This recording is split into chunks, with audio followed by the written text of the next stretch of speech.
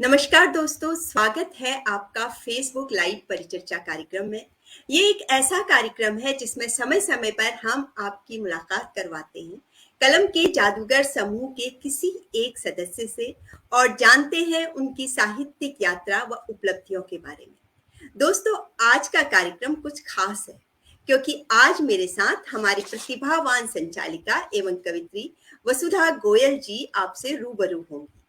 वसुधा जी वैसे तो एक गृहिणी है, पर साथ ही एक महिला जो पथ प्रदर्शक, समाज की निर्माता मानी जाती है। उसके दायित्व का निर्वाह करने के लिए समय समय पर अपनी लेखनी से, अपने विचारों से समाज व सामाजिक विसंगतियों, कुरीतियों पर बड़े बेबाक तरीके से अपनी बात रखती है और अपना भावों को प्रकट करती है।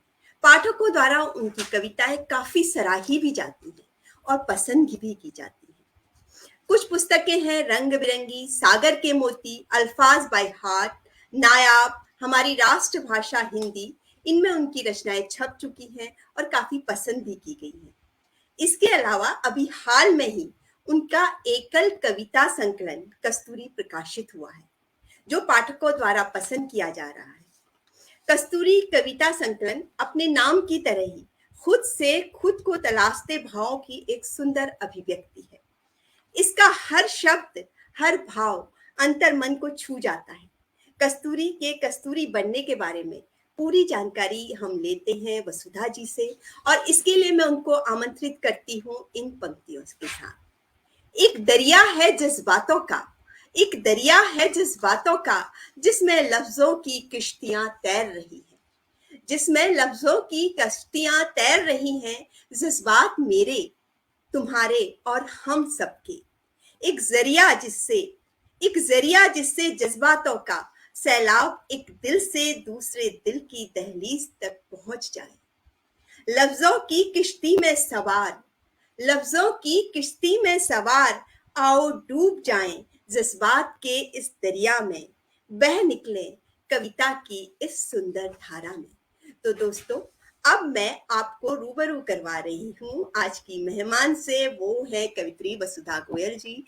नमस्कार वसुधा जी, आपका स्वागत है जी। नमस्कार ऋचा जी, बहुत बहुत धन्यवाद। आपने इतनी सुंदर कविता मेरे लिए पढ़ी और बहुत ही अच्छे तरीके से आपने मेरा इंट्रोडक्शन दिया। मैं शायद ऐसी नहीं हूँ नहीं नहीं, इतने बिल्कुल। इसके काबिल भी नहीं हूँ। ये एक बहुत सिंपल सा मेरा काव्य संग्रह है, जी, तो उसके लिए नहीं, बहुत आप बिल्कुल इसके काबिल हैं वसुधा जी, और आप हमारे परिचर्चा कार्यक्रम में शामिल हुई, इसके लिए आपका बहुत बहुत धन्यवाद। साथ ही मैं आपको बधाई देना चाहूंगी आपके एकल काव्य संकलन कस्तूरी के लिए। जी, बहुत बहुत बधाई। बहुत बहुत धन्यवाद आपका। जी, वसुधा जी वैसे तो जब हमारा कोई भी सपना पूरा होता है तो बहुत अच्छा लगता है, और जब हम कवि लोग आपस में बात करते हैं तो रस भाव हमारे अंदर खुद ब खुद आ जाते हैं। ऐसे में जब कस्तूरी प्रकाशित होकर आपके हाथों में आई, तो किस तरह के रस भाव का समन्वय आपने महसूस किया, इसके बारे में थोड़ा सा बताइए। अ, शायद जब वो मेरे हाथ में आई पहली बार, तो जो मेरे जज्बात थे या एहसास थे, उन्हें एक्सप्लेन करना तो बहुत ज्यादा मुश्किल है। मैं बहुत खुश थी कि एक सपना पूरा हुआ। सपने हम बहुत सारे देखते हैं और सोचते हैं जी सारे पूरे हो जाएं, तो एक जी सपना पूरा हुआ बहुत बड़ा। आ, ये तो मैं नहीं कहूंगी ये मेरे बचपन का सपना था, पर जब मैंने लिखना शुरू किया तो यही मेरा सपना था कि मेरा एकल काव्य संग्रह आए। और मैंने उसके लिए 3 साल इंतजार किया कि जब तक मैं खुद अपनी सेटिस्फाइड नहीं हुई अपनी कविताओं से, या तब तक मैंने इसको प्रकाशित करने के बारे में नहीं सोचा। तो पिछले 1 साल से मुझे लगने लगा था कि हाँ, अब मैं शायद अपना एकल कविता संग्रह देने के लिए तैयार हूँ। तो तो इसलिए वो मतलब एहसास, वो जज्बात समझना बहुत ज्यादा मुश्किल है। बहुत बहुत मतलब खुश। जी, सारे रस और सारे भाव उस समय आपके पास मतलब आपके बह गए थे। अंदर बह निकले होंगे, वो मैं समझ सकती हूँ, इतनी बड़ी बात है। तो पहले तो वसुधा जी ये बताइए कि आपने कविता लिखना कैसे शुरू किया, कि क्या प्रेरणा थी? जी। चाहिए। अ, मैं 3 साल पहले मैंने कविता लिखना शुरू किया। उससे पहले मैंने कभी सोचा भी नहीं था मैं कविता लिख भी सकती हूँ। मैं सब दर्शकों को ये जरूर बताना चाहूंगी, आज से 3 साल पहले मैं ये सोच ही नहीं सकती थी कि मैं कविता भी लिख सकती हूँ। मैं आर्टिकल जी, लिखने के बारे में सोचती थी हमेशा कि हाँ मैं आर्टिकल लिखूंगी। जी, कविता के बारे में तो बिल्कुल भी नहीं, लेकिन जब लिखनी शुरू की तो फिर वो कलम रुकी नहीं, और फिर मुझे इतना मजा आया कि अब तो वो कभी नहीं रुकने वाली। लेकिन मैं बताऊंगी कि ये कैसे शुरू हुआ। मेरे जो फादर थे वो पंचतंत्र में विलीन हुए आज 3 साल पहले। ओह! तो उनका जाना बस मैं सह नहीं पाई। जिसे कहते हैं ना, कोई चीज आपको बहुत दुख देती है, उनका जाना मुझे बहुत दुख देने लगा था। तो मैं अंदर ही अंदर परेशान रहने लगी थी, उदास रहने लगी थी। तो मुझे लगा कि ऐसे तो जीवन नहीं बिताया जा सकता। तब बिल्कुल। मुझे लगा कि मुझे कुछ करना चाहिए, तो मैंने ड्राइंग पेंटिंग ट्राई किया, एम्ब्रॉयडरी ट्राई की, सब कुछ ट्राई किया। तो एक दिन बस ऐसे बैठे बैठे जब उनका उनके लिए कुछ 4 लाइन लिखी मैं सबसे पहले, तो मुझे इतना अंदर से संतोष मिला, इतनी शांति मिली। तो तब मैंने ये सोचा क्यों ना मैं लिखना शुरू करूं। तो शुरू में कुछ कच्ची पक्की सी लाइनें लिखी, फिर उनको बदला। धीरे धीरे उन्होंने कविताओं की शेप ली। फिर मैंने एक ऐप ज्वाइन किया, मिराकी। तो जब मैंने ओके। मिराकी पे 4 लाइनें पोस्ट की तो उसमें मुझे बहुत ज्यादा रिस्पॉन्स मिला, बहुत ज्यादा रिस्पॉन्स, जबकि उसमें सभी लेखक थे। तो मुझे लगा शायद मैं लिख सकती हूँ। और धीरे धीरे मुझे उसमें संतुष्टि मिलने लगी, शांति मिलने लगी, और मैं थोड़े दिन में बिल्कुल नॉर्मल हो गई। तब मुझे लगा कि मुझे लिखना चाहिए, शायद यही मेरे अंदर मुझे तंग कर रहा था। ऐसे मेरी यात्रा स्टार्ट हुई। नहीं, बहुत खूबसूरत, मतलब आपके अंदर आपके पिताजी का जो आशीर्वाद था वो इस रूप में, और आपके साथ हमेशा रहेंगे वो इसी रूप में, आपकी कविता, आपके भावों के रूप में। बहुत अच्छी बात है वसुधा जी। तो इसी को आगे मैं बढ़ाती हूँ। जैसे कि आप एक गृहिणी हैं, और गृहिणी की जिम्मेदारी बहुत ज्यादा होती है, उसका कार्य क्षेत्र बहुत विस्तृत होता है। तो आप जैसे बताया कि 3 साल पहले आपने लिखना शुरू किया, तो ऐसे में आपकी जो पहली कविता है उससे कस्तूरी तक पहुंचने का जो आपका सफर है, जो यात्रा है, इसके बारे में कुछ बताइए। हाँ जी, बिल्कुल। जब मैंने शुरू में लिखना शुरू किया तो खुद भी मतलब मुझे ये कॉन्फिडेंस नहीं होता था कि मैं कुछ अच्छा लिख पा रही हूँ। बट मैं लिखती थी अपने मन की शांति के लिए, बस लिखती थी। फिर धीरे धीरे मैंने फेसबुक ज्वाइन किया। मैं पहले फेसबुक पे नहीं थी, मैंने फेसबुक ज्वाइन किया। फिर धीरे धीरे साहित्यिक ग्रुप से जुड़ी, समूह से, एक से, दो से, तीन से। फिर मैंने वहाँ लोगों को पढ़ना शुरू किया। तो पढ़ने से मुझे समझ में आया कि शब्दों का, उसका तरीका लिखने का समझ आया, और कैसे अपनी बात को हम कह सकते हैं सुंदर तरीके से। एक तो होता है आप सिंपल सा लिख देते हैं, एक अपने मन की बात आप साहित्यिक तरीके से कैसे कह सकते हैं, फिर मैंने वहां से सीखा। फिर वो मुझे बहुत अच्छा लगने लगा, संतोष देने लगा। घर में सुबह सुबह अपना जल्दी उठ के काम में लगे, और एक एनर्जी भी आई मेरी जिंदगी में, एक एनर्जी आई सुबह उठते ही काम में लग जाना। फिर धीरे मन में कविताएं सोचना, एक समय बना लिया कि इस टाइम मैं सबसे ज्यादा फ्री होती हूँ, तो उस टाइम मैं ये लिखूंगी। ग्रुप्स में पार्टिसिपेट करना शुरू किया, लोगों से इंटरेक्शन बढ़ा। तो धीरे धीरे वो सब चीजें मैनेज होने लगी काम के साथ भी। बल्कि मुझे तो ये लगता है कि मेरी जिंदगी में एक नई एनर्जी का संचार, एक नई ऊर्जा का संचार हुआ। मैं काम भी बहुत अच्छे तरीके से करने लग गई अपने सारे। आप बिलीव नहीं करोगे, मेरी कुकिंग में बहुत इम्प्रूवमेंट हुआ। हर हर चीज में बहुत इम्प्रूवमेंट हुआ। शायद इसलिए कि मैं अपने पसंदीदा काम कर रही थी साथ में, जो कि इतने सालों से अपनी जिम्मेदारियों के नीचे दब गए थे। तो मैं तो ये कहूंगी कि सभी को अपने एक पसंदीदा काम, अपनी जिम्मेदारियों के बीच में 10 मिनट निकालो, 20 मिनट निकालो, लेकिन करो जरूर। उससे जो हम बाकी काम है वो भी हम सुंदर तरीके से कर सकते हैं। तो यही मेरी जर्नी थी, यही मेरी यात्रा थी। फिर वो धीरे-धीरे बढ़ती चली गई, चलती चली गई और वो कस्तूरी तक पहुँच गई। नहीं, बहुत खूबसूरत यात्रा है वसुधा जी, और उसमें बहुत सुंदर संदेश छिपे हुए हैं। पहला तो कि आपको अपने को जब आप जितना ज़्यादा इन्वॉल्व रखते हैं क्रिएटिव कार्यों में, जितना ज़्यादा आप अपने को पॉजिटिव साइड में लेते हैं, तो उतनी अपनी ग्रोथ भी होती है और आप बेटर फील करते हैं, चाहे आप मेंटली हो या इमोशनली हो। दूसरी आपकी बहुत अच्छी बात है कि जितना आपने पढ़ा उतना आपको अच्छा लिखना, आपने अपने लेखन में सुधार किया। बहुत सुंदर संदेश छिपाया आपकी इस छोटी सी बात में।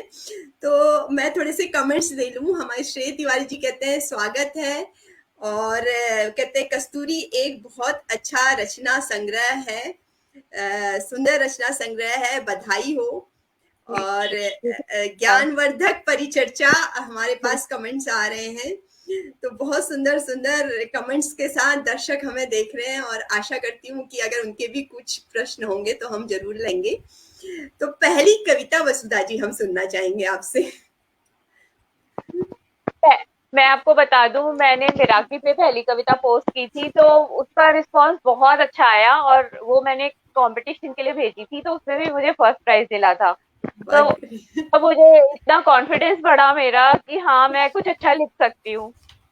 जैसे मैंने बताया, मैं 3 साल पहले सोच भी नहीं सकती थी कि मैं कविता लिखूंगी, तो उससे मुझे लगा कि हाँ कुछ कर सकती हूँ, कुछ अच्छा कर सकती हूँ।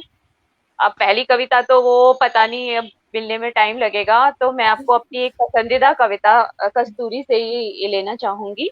बिल्कुल स्वागत है। देखिए ये बिल्कुल मेरे मन की बात वाली कविता मेरे हाथ में आई है। अ, सक्षम खुद है हम, सक्षम खुद है हम। तो अबोध थे हम जब जन्म लिया, अबोध थे हम जब जन्म लिया, फिर जाने कैसी वर्जनाओं को पाल लिया। चक्रव्यूह रच लिया चारों ओर, दिल में मचने लगा एक शोर। चक्रव्यूह रच लिया चारों ओर, दिल में मचने लगा एक शोर। आओ आज एक नई शुरुआत करते हैं, खुद से ही अपनी मुलाकात करते हैं। ये एक संदेश है कि जो हम जिम्मेदारियों के बीच में हम खुद को खो जाते हैं और हमें लगने लगता है यही हमारी जिंदगी है और हम बेस्ट तरीके से जी रहे हैं क्योंकि हम बहुत पैसा कमा रहे हैं, हमारे सब चीज, हमारे स्वास्थ्य हमारा अच्छा है, सब अच्छा है, लेकिन फिर भी कहीं ना कुछ मिसिंग होता है। उसी के लिए ये लिखी है। चक्रव्यूह रच लिया चारों ओर, दिन में मचने लगा एक शोर। आओ आज एक नई शुरुआत करते हैं, खुद से ही अपनी मुलाकात करते हैं। रंग चुराकर इन फिजाओं का अपनी किस्मत को सराबोर करते हैं। हवा के राग से संगीत बना शामो शहर को रंगीन करते हैं। बारिश की इंद्रधनुषी बौछार से दामन अपना सतरंगी करते हैं। बारिश की इंद्रधनुषी बौछार से दामन अपना सतरंगी करते हैं। जुस्तजू सब कुछ हासिल करने की, जुस्तजू सब कुछ हासिल करने की दरकिनार कर आजाद हम। खुद से दूजों को अलग कर, खुद से दूजों को अलग कर, खुद से ही प्यार करते हैं। लाजवाब है हम, लाजवाब है हम, इस मंत्र का सरोकार करते हैं। गर्व कर खुद पर, खुद को ही स्वीकार करते हैं, खुद को ही स्वीकार है। धन्यवाद। क्या बात, क्या बात वसुधा जी, बहुत सुंदर रचना। मतलब इसमें यह है कि हमने अगर खुद को पा लिया तो सब कुछ पा लिया।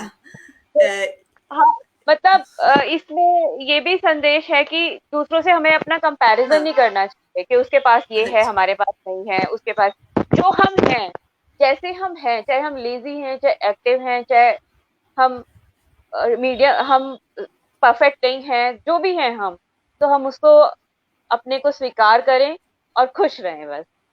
बस वही है, आजकल हम लोग जो एक दूसरे से कंपेयर करते हैं, मेन वही आजकल कारण है असंतोष होने का और लोगों के इतने परेशान रहने का। बहुत अच्छी बात आपने कही, और स्पेशली हमारे जो फेसबुक यूजर्स हैं वो इस बात पे काफी कंपेयर करते हैं दूसरों की पिक्चर्स देख के फेसबुक में। ऐसा नहीं। फेसबुक तो मुझे लगता है काफी फेक होता है, तो उस पे नहीं जाना चाहिए। हम अपनी जो पिक्चर है वो खुशी की तो हम डालते हैं, लेकिन जब हम मूड स्विंग में होते हैं या हमें कोई परेशानी होती है वो तो हम नहीं डालते। तो उसको देख के तो कभी किसी का कंपैरिजन नहीं करना चाहिए। तो बिल्कुल। यही संदेश है इसके अंदर। हम जो हैं, हम अपने में ही संपूर्ण हैं, उस संपूर्णता को स्वीकार करना ही सबसे बड़ी खुशी है। जी। ये सबने सोचना चाहिए। वसुधा जी, वैसे ये प्रश्न तो बहुत छोटा है लेकिन इसके भाव बहुत बड़े हैं। कस्तूरी जो है ये शब्द जैसे ही ज़हन में आता है, बहुत सुंदर सी सुगंध और बहुत अच्छा महसूस होता है। तो जब आपने कस्तूरी नाम अपने काव्य संकलन का रखने की सोची, तो आपके मन में क्या भाव थे? कैसे आपको कस्तूरी शब्द लगा कि आपकी रचनाओं के लिए बिल्कुल ठीक बैठता है? जी, इसके पीछे भी एक छोटी-सी स्टोरी है वैसे, बट आज से 1 साल पहले, लगभग 1 साल पहले मैंने 4 लाइनें लिखी थी, जो मुझे अपनी बेहद पसंद हैं, आज भी बेहद पसंद है। तो पहले मैं वो पढ़ना चाहूँगी। बिल्कुल। हाँ जी। क्षणभंगुर से इस जीवन की तृष्णा कभी पूरी न होती। क्षणभंगुर के से इस जीवन की तृष्णा कभी पूरी न होती। ढूंढते रहते हो तुम जिसे बाहर, कस्तूरी तो अपने ही अंदर होती। वाह! कस्तूरी तो अपने ही अंदर होती। क्या तो बात बस है! मैं जी, बस मैं ये कहना चाहूंगी, मैंने अपनी कस्तूरी को ढूंढ लिया। तो सबके अंदर एक कस्तूरी होती है, जैसे रग को वो एकदम बेचैन करती है, वो लुभाती रहती है कि मुझे ये उसको ढूंढना है। उसी तरह से मेरे अंदर भी था कि एक बेचैनी थी, एक परेशानी थी कि मुझे कुछ करना है, मुझे कुछ है जो मेरे अंदर आर्टिकल्स के, मैं पहले आर्टिकल्स लिखना चाहती थी कि उसके थ्रू मुझे कुछ लिखना है। और जो भी समाज में कुरीतियाँ होती थी मुझे बहुत ज़्यादा प्रभावित करती थी। मुझे लगता था बस मुझे कुछ लिखना है, मुझे कुछ करना है इनके लिए। तो जब मेरे हाथ में कलम आई तो मैंने सबसे पहले ये समाज की कुरीतियों के ऊपर ही लिखा, और वो मेरी जो छटपटाहट थी वो काफ़ी हद तक कम हो गई। तो मैं यही कहूँगी, शायद वो मेरी कस्तूरी की सुगंध थी जो वो मुझे आकर्षित करती थी। और एक दिन बस मैं और मेरे हस्बैंड बैठे हुए थे, तो ऐसे ही मैंने उनसे पूछा आपकी दादी जी का नाम क्या था? मैं अपनी दादी का नाम बता रही थी, उन्होंने कहा कस्तूरी। तो मुझे लगा क्यों ना ये नाम, ये एकदम परफेक्ट है मेरी किताब के लिए। ये कस्तूरी ही तो है जो मुझे परेशान कर रही थी और जो अब बाहर आ गई, जिसे मैंने पा लिया, तो वो छटपटाहट मेरी बंद हो गई। तो इसलिए इस कस्तूरी का नाम वहां से आया। और मैं ये संदेश देना चाहूंगी कि आप सबके अंदर एक कस्तूरी होती है जो सबको परेशान करती है। अपने जीवन के दायित्वों में से, मैं ये तो नहीं कहूंगी दायित्व को भूल जाओ अपनी जिंदगी के लिए, अपनी खुशियों, अपनी कस्तूरी के लिए, लेकिन बिल्कुल। उनके बीच में से हमें समय निकालना है। उस अगर आप वो समय निकालेंगे, चाहे 10 मिनट, 20, 1 घंटा निकालेंगे आप, चाहे वीक में थोड़ा टाइम निकालेंगे, वो आपके जीवन को महका देगी। वो आपकी जो बोझल जिंदगी है, जो बोझ आपको महसूस होता है, वो सब खत्म हो जाएंगे। तो उस कस्तूरी को ही ढूंढिए और उसकी महक फिर देखिए आपका जीवन कैसे सुगंधित होता है। तो इसमें एक संदेश भी है और ये मेरे मन के भाव भी हैं, इसलिए इसका नाम कस्तूरी रखा गया। नहीं, बिल्कुल सही आपने बोला और बहुत सही आपने अपनी पुस्तक का नाम रखा है, वो मैंने भी पढ़ी है, हम आगे इस पर बात करेंगे, तब तक मैं कुछ प्रतिक्रिया लेती हूँ। कह रहे हैं कि बहुत सुंदर नाम है कस्तूरी, सच में हमारे एक दर्शक कह रहे हैं। क्या बात कही वसुधा जी, सत्य कथन। आपकी बात से हमारे दर्शक भी सहमत हैं। और जी। बहुत और धन्यवाद। मुझे नाम नहीं पता चल रहा, पर मैं सबको, आप जो भी आप सुन रहे हैं, अपना समय निकाल रहे हैं, उसके लिए बहुत धन्यवाद। नहीं, बहुत आपने सही कि हम मृग बन के कस्तूरी सारे संसार में ढूंढते हैं, एक बार अपने अंदर झांक ले तो काफी कुछ सुधर जाएगा, काफी कुछ हमें मिल जाएगा। बिल्कुल सही बात कही वसुधा जी आपने। आपकी जो ये कस्तूरी काव्य संग्रह है जिसमें आपने कविताएं लिखी हैं, उसका मूल विषय या मूल स्वर क्या है? थोड़ा सा इसके बारे में बता दीजिए। कविताएं जो आपने लिखी हैं उसमें जिस तरह से। देखिए, इसमें ना सब, वैसे तो सभी तरह की कविताएं हैं, जो भी मन का भाव उस टाइम होता था, या जो भी लिखती थी उसी में लिखी गई है। लेकिन मैं, मुझे जो खुद सबसे ज्यादा पसंद है वो सामाजिक कुरीतियों के ऊपर लिखना पसंद है। चाहे वो पर्दा प्रथा है, चाहे दहेज है, चाहे बाल श्रम है, चाहे नारी है। हम कितने भी आज, कितने भी मॉडर्न बन जाएं, कितने भी हमें आजादी मिल जाए, लेकिन अभी भी बहुत जगह, बहुत सी स्त्रियों को तंग किया जाता है, घरेलू हिंसा बिल्कुल। होती है, तो इन सब के ऊपर लिखना मुझे बेहद पसंद आता है। तो इसमें मेरी ज्यादातर कविताएं सामाजिक कुरीतियों के ऊपर ही मिलेंगी या फिर समाज को एक संदेश देती हुई मिलेंगी। मुझे लगता है कि कोई एक इंसान या दो इंसान भी बदल जाए मेरी कविताएं पढ़ के, तो मैं संदेश देती हूँ, मतलब अपनी तरफ से मैं कोशिश करती हूँ कि मैं एक संदेश दूं। तो ज्यादातर आपको ये एक संदेश देती हुई कविताएं मिलेंगी, अगर आप जी, उनको जी। समझेंगे तो। नहीं, बहुत सुंदर है। बहुत सुंदर बात कही आपने, और संदेश के साथ जो कविता लिखी है, और इतना जो आपने सामाजिक कुरीतियों पर, विसंगतियों पर लिखा, तो मैं आपसे बस ये पूछना चाहूंगी, जब आप इतने बेबाक तरीके से लिखती हैं, तो ये लिखना कितना आसान और कितना मुश्किल होता है? ये थोड़ा बताइए। देखिए, सबसे पहले तो मैं जो उस टाइम फ्लो होता है, अपना मन का जो भाव होता है, जैसे बाल श्रम है, तो कई बार हम मजदूरों को देखते हैं, या उस टाइम जो भाव आता है मैं पहले रफ लिख देती हूँ पूरा। तो जो भी मेरे मन में बिल्कुल साफ साफ आता है, तो कई बार वो क्या होता है कि कटाक्ष भी हो जाता है और ज्यादा भी हो जाता है। फिर मैं उसको थोड़ा कम करती हूँ कि नहीं, इतना किसी एक को हम दोष नहीं दे सकते। बाल श्रम के लिए हम किसी भी एक या दो इंसान को या सरकार को दोष नहीं दे सकते। हम भी उतने ही दोषी हैं तो जितनी सरकार है, या कोई और तीसरा इंसान है, या जो उसको जिसने वो उस मजदूर को रखा है, छोटे बच्चे को, वो भी उतना ही है, और हम देख रहे हैं और उसको नहीं रोक रहे हैं, तो हम भी उतने ही बिल्कुल जिम्मेदार हैं दोषी उस है। चीज के लिए, दोषी हैं।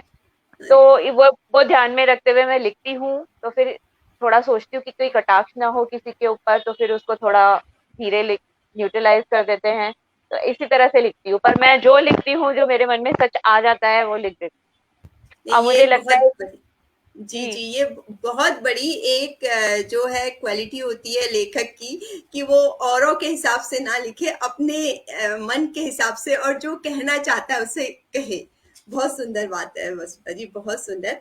मैंने जो आपकी जब मैं कस्तूरी आपकी ये पढ़ रही थी, तो मुझे उसमें कुछ स्त्री मन की बातें, कहीं पर प्रेम, और ये जो आपने बताया शिक्षा, बाल श्रम, समाज समाज में जो असंगतियां हैं, मतलब उसमें आपने जिंदगी के फलसफे, संघर्ष, सबके बारे में बहुत खूबसूरती से बताया है।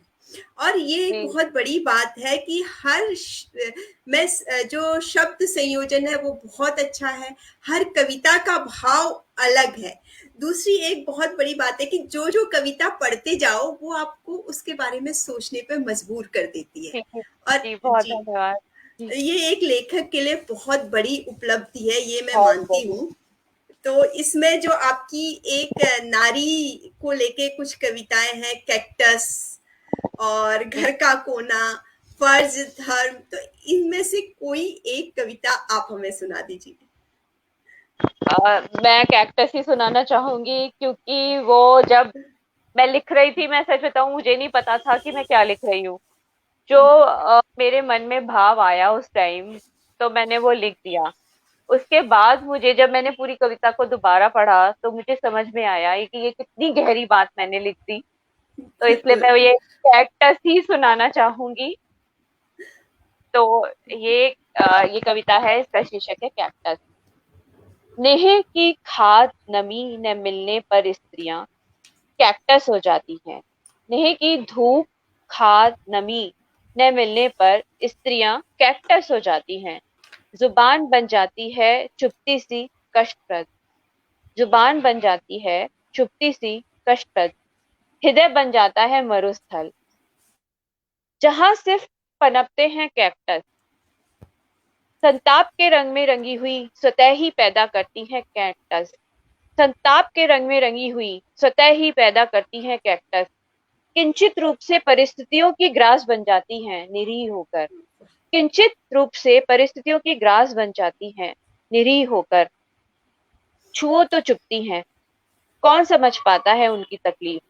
छुओ तो चुपती हैं, कौन समझ पाता है उनकी तकलीफ। दिखाई देता है तो बस कैक्टस।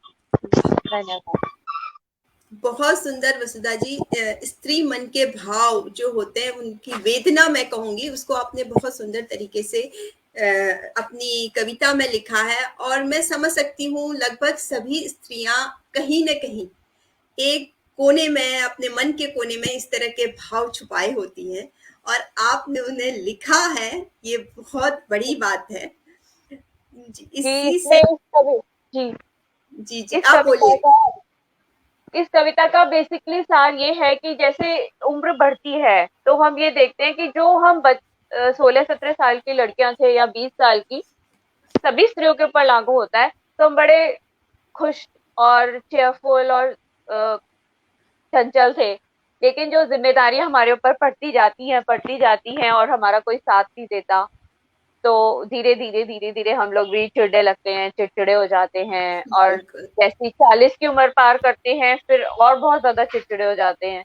तो ये उसी को दर्शाती हुई एक कविता है कि स्त्रियों का जो घर में आपका गृहिणी है या बाहर का जो भी है, उसका ध्यान रखें और उन्हें बराबर सम्मान, प्रेम और दें। और स्त्री क्या चाह रही है? और तो कुछ नहीं चाहती, सिर्फ प्यार ही चाहती है। तो अगर वो देती है प्यार, तो उसका भी हक है कि उसको प्यार मिले। तो यही एक बिल्कुल। संदेश है। जी। नहीं, हम लोग भूल जाते हैं स्त्री को, जब स्त्री धुरी होती है घर के, वो सबका ध्यान रखती है, लेकिन उसके बारे में हम लोग भूल, वो सब कर लेती है। तो वो थोड़ा-सा मुश्किल उसके लिए दौर होता है जब होता है। मैं थोड़े कमेंट्स ले लेती हूँ आपकी रचनाओं पर। वसुधा जी, हार्दिक बधाई। सामाजिक सरोकारों पर लिखना पुनीत कार्य है। और हमारे एक दर्शक कहते हैं, सामाजिक कुरीतियों पर लिखना साहसिक कार्य है। मैंने स्वयं 2 पुस्तकें धन्यवाद। सामाजिक कुरीतियों पर लिखी हैं। जी हाँ, बिल्कुल, बहुत ही ये कठिन कार्य है। सबसे पहले तो हमें इसके लिए अपने घर और परिवार का सपोर्ट चाहिए होता है। उसके बाद हम बिल्कुल। फिर और बाहर फिर हमें लड़ना पड़ता है बाहर समाज से, आज कई तरह से की बातों क्योंकि बहुत तरह के कमेंट आते हैं कि आपने ऐसे क्यों लिखा, ऐसा तो नहीं होता, ऐसा तो नहीं होता। तो जी। उसका भी ध्यान रखना पड़ता है, इसलिए वो जो बेबाक कलम होती है ना, वो कभी कभी रुक भी जाती है। नहीं, लेकिन वो इसीलिए मैंने कहा कितना आसान है, कितना मुश्किल है इस तरह से लिखना। वो हम पर कवि पर होता है कि वो किस तरह से लिखे, क्या करे। तो एक दर्शक हमसे कहते हैं कि बहुत कुछ सीखने को मिल रहा है इस परिचर्चा से। आपका बहुत-बहुत धन्यवाद। जी हाँ, वसुधा जी, आपका बहुत-बहुत धन्यवाद।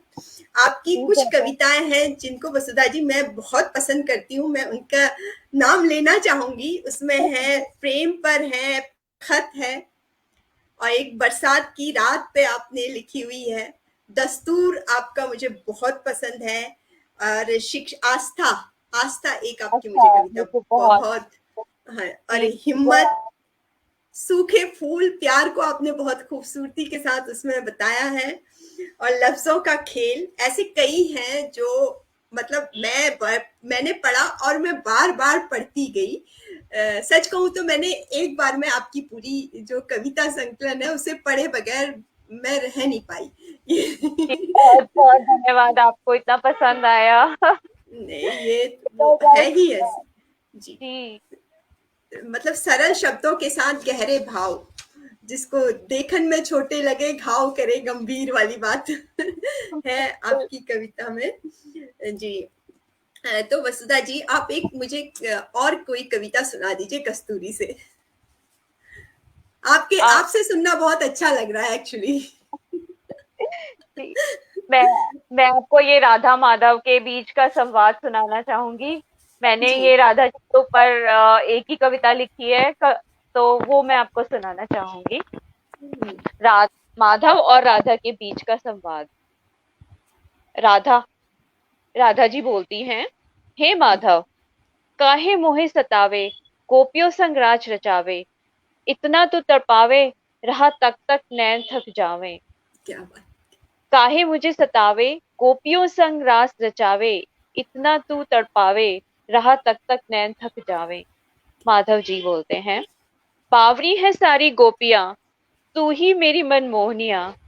बावरी है सारी गोपियां, तू ही मेरी मनमोहनिया। तोहरे बिन जीवन अधूरा, राधा के संग ही कृष्ण पूरा। राधा जी कहती हैं, बनाए मीठी बतियां, उलझाए राखे सारी रतियां। बनाए मीठी बतियां, उलझाए राखे सारी रतियां। भोर होने को आई, अब होगी जग हसाई। माधव जी कहते हैं, राधे, जमुना के तीर बैठे हम अधीर, जमुना के तीर बैठे हम अधीर, बांसुरी की तान तुमसे, मेरी हर मुस्कान तुमसे, बंध गया हूँ क्या ऐसे बात, बंधन। क्या बात। अ, मेरी हर मुस्कान तुमसे, बंध गया हूँ ऐसे बंधन, भूला जग मन चंदन, प्रीत ऐसी निभाऊंगा, युगों युगों तक तुम्हारा कहलाऊंगा, युगों युगों तक तुम्हारा कहलाऊंगा। धन्यवाद। क्या बात, क्या बात! बहुत सुंदर तरीके से आपने राधा माधव के संवाद को अपनी कविता में बताया है वसुधा जी। एक कमेंट्स आया बहुत अच्छा कि इस कस्तूरी की महक दूर तक जाएगी। बिल्कुल, बिल्कुल जाएगी। जी जी। और आप जैसे दर्शक अगर हमारे साथ रहे और और पाठक रहे तो बिल्कुल जाएगी। हम भी यही कामना करते हैं। एक हमारे दर्शक चाय की पराकाष्ठा पर बेबाक प्रस्तुति हेतु हृदय से बहुत बहुत धन्यवाद वसुधा जी। ये आपके लिए आपका भी कमेंट्स आ रहे हैं। धन्यवाद। जी, आपका भी धन्यवाद। जी। जी। राधा माधव संवाद बहुत सुंदर। वाह वाह, बेहद खूबसूरत। सुंदर रचना, अच्छी प्रस्तुति, नरेंद्र जी कह रहे हैं। तो वसुधा जी, मैं एक जी बात इसी में आपसे पूछना चाहूंगी कि आपने बहुत सरल तरीके से अपनी कविताओं को लिखा है। बहुत सुंदर सरल तरीके में अपने भाव व्यक्त किए हैं। तो मैं आपसे ये जानना चाहती, जो हमारे कवि हैं, नए कवि हैं, उनके लिए आप क्या कहना चाहेंगी कि क्या जरूरी है कि क्लिष्ट भाषा का हम प्रयोग करें, या कुछ बड़े शब्द जरूरी है क्या, कि हम सरल शब्दों में भी तो अपनी बात कह सकते हैं? जी, बिल्कुल कह सकते हैं। देखिए ये मेरा मानना है, मैं अपना जो मैं खुद सोचती हूँ कि जो क्लिष्ट लैंग्वेज होती है, जो क्लिष्ट भाषा है हिंदी की, वो जो बहुत मुश्किल जो शब्द होते हैं, वो हमें ही समझने में बहुत मुश्किल होती है, जो हम डेली रोज पढ़ते हैं, रोज समझते हैं, रोज देखते हैं। या उर्दू है, जैसे उर्दू के जो बहुत मुश्किल वर्ड होते हैं, वो मुझे खुद नहीं समझ में आते। तो हाँ जी। अगर हमें पाठकों तक पहुंचना है, हमारे अ, जो जो लिखते हैं, लेखकों के अलावा जो पाठक है, अगर उन तक पहुंचना है, तो सीधी सरल भाषा ही उनको समझ आएगी, क्योंकि कोई डिक्शनरी लेके तो आपकी कविता नहीं पढ़ने बैठेगा।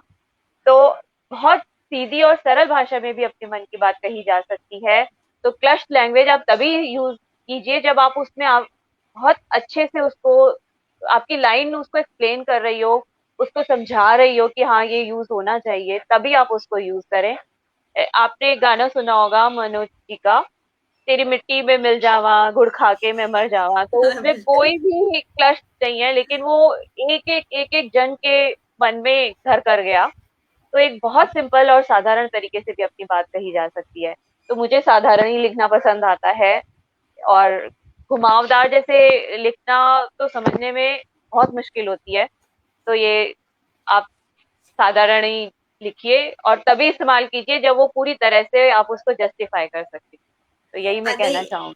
जी, आप जिस तरह से सामाजिक कुरीतियों पर या कभी इस तरह की बातों पर लिख रहे हैं जिसे समाज के हर एक व्यक्ति को पहुंचाना है, तो हमें माध्यम भी उसी तरह का सरल होना चाहिए, ये आपका पड़ेगा। कहने का। जी, है। जी। हाँ, जी। क्योंकि वो वर्ड ढूंढने तो नहीं जाएगा जब तक हम उसके जो रोजमर्रा की भाषा में वो नहीं होगा, तो समझने में उसको तकलीफ होगी, और और कोई आप बात अब नहीं। जो संदेश आप देना चाहती हैं वो पहुंच नहीं पाएगा सब तक। ये है। उसी पर हमारे कमेंट्स आ रहे हैं। बिल्कुल सही कहा, सीधी सरल भाषा दिल तक पहुंचती है। बिल्कुल। और मैं हार्दिक अभिनंदन वसुधा जी। तो ये हमारे जो दर्शक हैं वो कह रहे हैं। वसुधा जी, जब आप इस तरह से कोई भी संकलन लिखते हैं या कोई भी कविता, कोई भी काम करते हैं, और आपने एक अलग स्तर पर उसे ले जाना होता है, इसमें परिवार का सहयोग कितना मायने रखता है, कितना महत्वपूर्ण होता है? देखिए, परिवार का तो साथ बहुत ज्यादा महत्वपूर्ण होता है, और ये नहीं कि आपके हस्बैंड या बच्चे ही साथ दें, आपके पेरेंट्स हैं, आपके भाई बहन हैं, आपके और भी रिलेटिव्स हैं, सबका ही बहुत जरूरी होता है, क्योंकि वही आपके जो सब पहले प्रशंसक वही होते हैं। जैसे मेरे भाई बहन, मेरी मदर, मेरी मौसी, सब मेरा बहुत साथ देते हैं, और सब पढ़ते हैं, सब मेरे मामा मामी और मेरी बुआ, और मेरे हस्बैंड भी और मेरे बच्चे भी, और वो अपने दोस्तों को भी पढ़वाते हैं कि देखो मैं, आप मेरी मम्मा ने ये कविताएं लिखी हैं। तो परिवार का साथ तो बहुत जरूरी होता है, और परिवार के साथ से ही आप आगे बढ़ते हो, क्योंकि वो अपने आगे आपको देखेंगे, आपको समझाएंगे कि ये क्या गलत है क्या सही। जैसे मेरी मम्मी और मेरी मौसी भी लेखिका हैं, तो वो मुझे बताती हैं कि क्या आप ये सही कर लो। तो आपका परिवार का जी। साथ तो बहुत जरूरी होता है। तो मेरा मानना है कि आप परिवार के साथ से ही आगे बढ़ते हो, चाहे आप कुछ भी करो, ना किताब या आपकी कोई भी हॉबी है, वो आप परिवार का साथ होगा तो आप जरूर आगे जाओगे। मतलब कि तो हमारे जितने भी दर्शक देख रहे हैं वो उसमें यही आप कहना चाहेंगी कि आपके घर में कोई भी कुछ भी कर रहा है तो उसको सपोर्ट करना बहुत जरूरी बहुत है। जरूरी है। हाँ, कोई भी कर जी। रहा है, दूर दूर तक जिससे भी आप मिलो उसको सपोर्ट करना बहुत जरूरी है, मेरा ये मानना है। जी, और हमारा केके भी एक परिवार है, तो यहाँ भी हमने एक दूसरे को सपोर्ट करना है, सहयोग देना है। ये भी मैं कहना चाहूंगी साथ में। जी, तो वसुधा जी, आप अपनी एक पुस्तक का श्रेय किसे देना चाहेंगी? कि हमको लगता है ना कि जिसका सबसे ज्यादा मोटिवेशन होता है, जो हमें सबसे ज्यादा पुश करता है, या हमारे बार बार हमें याद दिलाता है कि हमें कुछ करना है, ऐसे में आप इसका श्रेय किसको देना चाहेंगी? देखिए, श्रेय तो मैं अपनी सहेलियों को देना चाहूंगी। जी। उन्होंने मुझे बस ये कहानी तो बहुत अच्छा कर रही है, आगे बढ़ो, कुछ करो। मेरी सहेलियां हैं, मोनिका है, अविका है, इन दोनों ने मेरा बहुत साथ दिया, तो मैं उनको कभी भूल नहीं सकती इस चीज में। जब मैं छोटी छोटी 4 लाइनें लिखती थी तो वही मुझे बताती थी कि अच्छी है ये लिखी गई, बहुत अच्छा किया तूने, या आगे जो बढ़ो तुम, हम तुम्हारे साथ हैं, तुम अच्छा कर रहे हो। तो उन्होंने ही मुझे बहुत सपोर्ट किया। और मेरी माँ तो थी भाई, माँ मुझे लगता है सबकी सपोर्ट करती है। तो लेकिन सहेलियां ऐसी मिलनी जैसी मेरी हैं तो बहुत मुश्किल होता है। उनके साथ जी। से ही मैं आगे बढ़ पाई और आज मैं यहाँ तक पहुंची। तो मैं उनको नहीं कभी भूल सकती, और ये कस्तूरी भी उन्हें ही डेडिकेटेड है। बिल्कुल, बहुत सुंदर आपने कहा कि दोस्त और जो होते हैं वो सबसे बड़े हमारे अपने खास होते हैं, जो हमें हर। जी, वो जी। हमारे प्रशंसक भी हैं, वो हमारे आलोचक भी हैं। आलोचक भी हैं, और वही हमें सही रास्ता दिखाते हैं, वही हमें आगे बढ़ाते हैं। तो वसुधा जी, एक और सामाजिक कुरीतियों पर जो आपकी कोई कविता, वो सुना दीजिए छोटी सी। बिल्कुल। मैं। ऐसे तो जी जी बताइए। जी। देखिए, मैं कि सहज सरल मधुर वाणी का रखता है जो घर चाव, कभी न उपजे उसके हृदय अहंकार का भाव। ये हमारे दर्शक कह रहे हैं।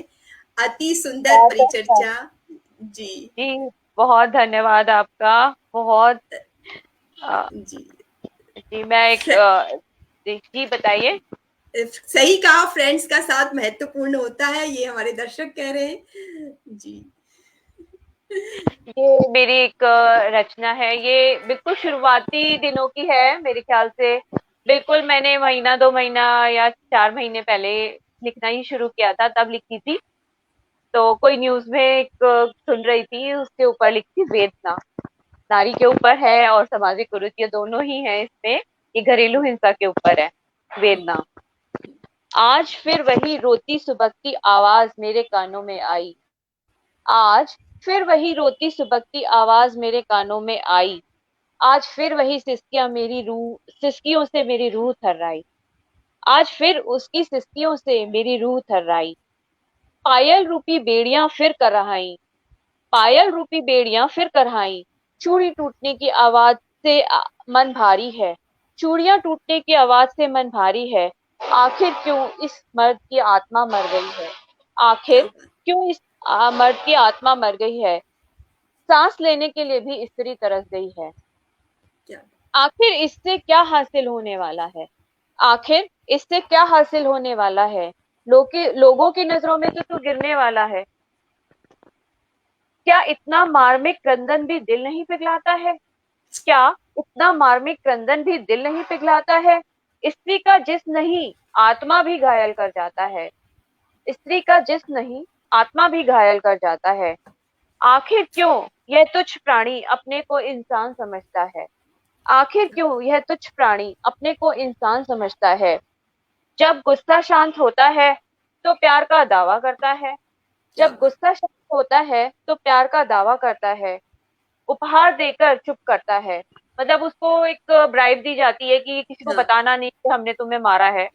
बिल्कुल। उपहार देकर चुप करता है। कभी बच्चों की ममता दिखलाकर फुसलाता है। कभी बच्चों की ममता देकर फुसलाता है। ये कैसा नाटक रचता है? इससे भी मन न भरता तो चरित्र हनन करता है। इससे भी मन न भरता तो चरित्र हनन करता है। शब्दों के तीर से आत्मा को जख्मी फिर करता है। शब्दों के तीर से आत्मा को जख्मी फिर करता है। इन सब से जेहन में एक सवाल उठता है, क्या यह समाज दोषी नहीं है? क्या यह समाज दोषी नहीं है? यह पूछता है। क्यों मैं सुनकर भी अनसुना करती हूँ? उसके निजी मामलों के समक्ष चुप रहती हूँ। क्यों मैं सुनकर भी अनसुना करती हूँ, उसका निजी मामला समझकर चुप रहती हूँ। क्यों नहीं ये चक्र तोड़ने की शुरुआत करती हूँ। धन्यवाद। क्या बात, क्या बात वसुधा जी, बहुत आपने बेबाक तरीके से जो आपका है, जिस तरह से आप लिखती हैं, आपने लिखा। और मैं पहले कमेंट्स ले लूं। हृदय स्पर्शी रचना, व्यवहारिकता झलक रही है रचना में, कटु सत्य, उपहार देकर चुप कराता खूब, कड़वी सच्चाई दिखाई देती है आपकी रचना में, परिपक्व रचना। जी बिल्कुल, जो हमारे पास दर्शक कमेंट्स दे रहे हैं, बिल्कुल आपकी रचना में वही बात है वसुधा जी। जी। जी धन्यवाद, धन्यवाद सभी का धन्यवाद। जी। और ये हमारे समाज, हमारे देश की एक विडंबना है कि स्त्री आज भी, हम देवी कहते हैं या उसको किसी भी रूप में पूछते हैं, लेकिन जो हम उसके साथ व्यवहार करते हैं वो कहीं भी न्याय संगत नहीं है। उसके लिए बिल्कुल नहीं। उसको, जी, उसको बदलना बहुत जरूरी है। और आप जैसे जो हमारे रचनाकार हैं, शायद वो बहुत बड़ा परिवर्तन एक दिन लेके आएंगे। मैं इस ये बिल्कुल, मैं कामना तो करती हूँ। मानती हूँ। बिल्कुल मानती हूँ, तभी मुझे लगता है कि लिखना चाहिए। अब मैं आर्टिकल्स भी लिखती हूँ, तो उसमें भी आप अगर महसूस करेंगे, तो एक किसी सामाजिक कुरीतियों पे एक संदेश ही होता है वो ज़्यादातर। जी। तो मुझे लगता है कि इसको ज़रूर बदलना चाहिए। कुछ चीज़ें तो मतलब बदलनी ही चाहिए। तो यही एक मेरा संदेश होता है सभी के लिए।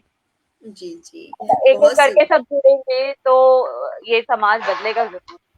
जरूर थोड़ा टाइम लगेगा, अपने घर से शुरुआत हमें करनी पड़ेगी, लेकिन बिल्कुल। जरूर बदलेगा। तो वसुधा जी, आपका ये अभी जो एकल काव्य संकलन प्रकाशित हुआ है, जब प्रकाशन की बात आती है तो एक ये बहुत लंबी प्रक्रिया और बहुत मुश्किल प्रक्रिया लगती है। ऐसे में जो हमारे सदस्य हैं या दर्शक हैं, अपनी कोई संकलन छपवाना चाहते हैं, प्रकाशित करना चाहते हैं, तो उसके लिए आप क्या सुझाव देना चाहेंगे? थोड़ा देखो, प्रकाशित करवाना थोड़ा-सा मुश्किल तो होता है, लेकिन इतना भी नहीं होता। अगर आपको चाहत है कि करना है तो करना है, आप कर सकते हैं। सबसे बस मैं ये कहना चाहूँगी, थोड़े से टिप्स हैं। पहले तो आप अपनी रचनाओं को खुद पढ़ें। तो जो आप प्रकाशित करवाना चाहते हैं उन्हें ठीक करें, उन्हें स्पेलिंग्स उनकी ठीक हों। फिर थोड़ा-सा कंप्यूटर भी आना चाहिए, उसके लिए वो पीडीएफ तैयार होता है, क्योंकि मैं ऑनलाइन ही सब भेजा मैंने सब कुछ, और मेरा सब कुछ छप के भी ऑनलाइन ही आया, मुझे कहीं जाना नहीं पड़ा। तो थोड़ा कंप्यूटर से उसकी त्रुटियों को निकालें, पीडीएफ तैयार करें, फिर प्रकाशक से बात करें। प्रकाशक मिल जाते हैं, बस हमें ये समझना होता है कि कौन ठीक है, कौन नहीं हमारी रचनाओं के साथ। जैसे मैंने मांडा पब्लिकेशन से छपवाई थी, तो मेरे लिए वो बहुत हेल्पफुल थे, बहुत ज़्यादा। और जो भी मैं चेंजेस करने को कहती थी 10 बार, 20 बार, हर बार उन्होंने चेंज किया और हर बार मेरी बात को सुना और समझा। अ, तो यही मैं कहना चाहूँगी कि पीडीएफ तैयार करें, अपनी त्रुटियों को निकालें। जो हम उसमें महीना तो लगता है, महीने में आप अपना आत्ममंथन कीजिए अपनी कविताओं का, और फिर पब्लिशर से बात कीजिए। आप ऑनलाइन भेज सकते हैं, आपको कहीं जाना नहीं पड़ेगा, तो वो प्रकाशित होके आ जाती है। जो-जो आप करवाना चाहते हैं उनसे, जैसे ये कस्तूरी का जो ये पूरा का पूरा था, ये हमने खुद डिजाइन करके उन्हें दिया था। उन्होंने बस थोड़ा-सा चेंज करके उसको छाप दिया। तो जो भी आप करवाना चाहते हैं वो करते हैं। तो इतना भी मुश्किल नहीं होता, थोड़ी-सी बस मेहनत तो करनी पड़ेगी। महीना वो 2 तो महीना जरूरी ठीक है। लगेगा, मतलब जी जैसे मुझे बिना 3 थे। जी बिना मेहनत तो कुछ भी हासिल नहीं होता है, ये तो बात पक्की है। जी वसुधा जी, आपसे वैसे तो बात करके बहुत अच्छा लग रहा है और बहुत बातें करते ही जाएं कस्तूरी के बारे में, लेकिन समय की भी अपनी एक सीमा है। जी, तो वसुधा जी, एक आप हमें क्या संदेश देना चाहेंगी? साथ ही आप ये भी बता दीजिए कि जो दर्शक हमारे कस्तूरी पढ़ना चाहते हैं वो कैसे उसे प्राप्त कर सकते हैं? कस्तूरी आप अमेज़न, फ्लिपकार्ट, किंडल, मांडा पब्लिशर सबसे आप प्राप्त कर सकते हैं। लिंक आपको मेरे बायो में मिल जाएगा। आप अगर हम्म, स्क्रॉल करेंगे उसको तो लिंक है, वहाँ कई जगह पे लिंक डाला हुआ है मैंने। तो वहां से आप खरीद सकते हैं। अमेज़न से अब अगर आप कस्तूरी टाइप करेंगे तो वो भी आपको मिल जाएगा, मांडा पब्लिशर, तो वो आपको ओके। मिल जाएगी। हाँ जी। तो बहुत इजीली अवेलेबल है और एकदम 2-3 दिन में ही पहुंचती है, तो उसकी कोई नहीं है। तो आप अमेज़न, फ्लिपकार्ट, किंडल सबसे ले सकते हैं। और जी। संदेश में बस वही जान कहना चाहूंगी, आप अपनी कस्तूरी को पहचानिए, अपनी कस्तूरी को बाहर निकालिए और अपनी खुशबू चारों तरफ फैलाइए, उसको अपने अंदर मत रखिए। उससे आपका भी जीवन महकेगा और दूसरों का भी जीवन महकेगा। बहुत सुंदर बात कही वसुधा जी आपने, और आपका बहुत बहुत धन्यवाद। आप परिचर्चा में शामिल हुई, आपने समय निकाला। एक बार फिर कस्तूरी के लिए मैं आपको ढेरों शुभकामनाएं देती हूँ और आशा करती हूँ कि कस्तूरी की सफलता के बाद हमको आपका और भी नया और अनेकों काव्य संकलन पढ़ने को मिलेंगे। इसी के साथ मैं आपसे विदा लेती हूँ। नमस्कार। नमस्कार, बहुत आपका भी बहुत बहुत शुक्रिया। जी आपका बहुत भी बहुत शुक्रिया। धन्यवाद वसुधा जी। तो दोस्तों, ये थी वसुधा जी जो अपनी उपलब्धियों वो अपनी पुस्तक कस्तूरी को लेकर हमसे रूबरू हुई। वसुधा जी के बारे में मैं ये कहना चाहूंगी, ये एक ऐसी शख्सियत है जो अपनी काबिलियत से जमाने का रुख मोड़ने की ताकत रखती है। मैं आशा करती हूँ कि आप उनकी पुस्तक पढ़कर अपनी प्रतिक्रिया जरूर देंगे और उनको प्रोत्साहित करेंगे। इसी के साथ मैं आपसे विदा लेती हूँ। हम फिर हाजिर होंगे किसी नए मेहमान के साथ। तब तक के लिए अनुमति दीजिए। नमस्कार।